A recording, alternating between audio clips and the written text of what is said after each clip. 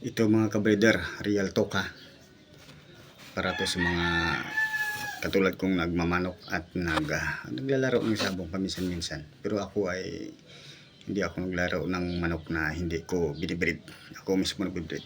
Dahil gusto ko na maging successful yung mga breeding natin.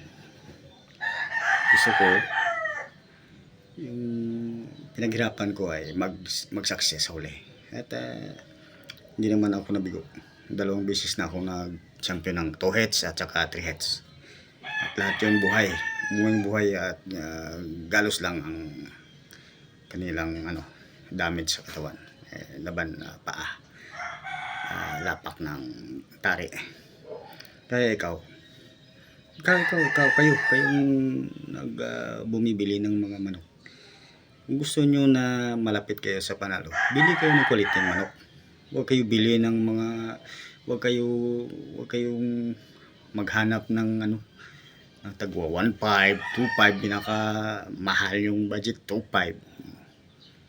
Hindi nyo ba naisip na yung mga manok na yan ay paswerte? Paswerte yan.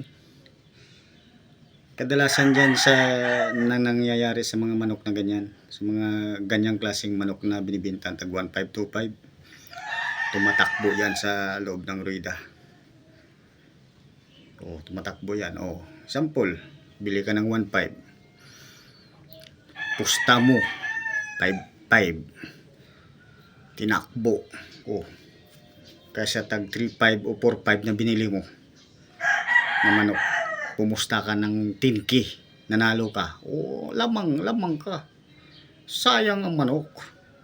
Kaya isip-isip tayo kung tayo ay bumibili ng manok.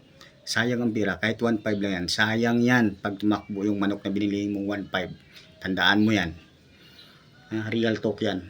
Kung magmamano ka o kung buy and sell ang ginagawa mo, huwag mo yang ipagpatuloy na bibilihin mo ng manok na 1.5 at ibibinta mo ng mahal sa mga kakilala mo.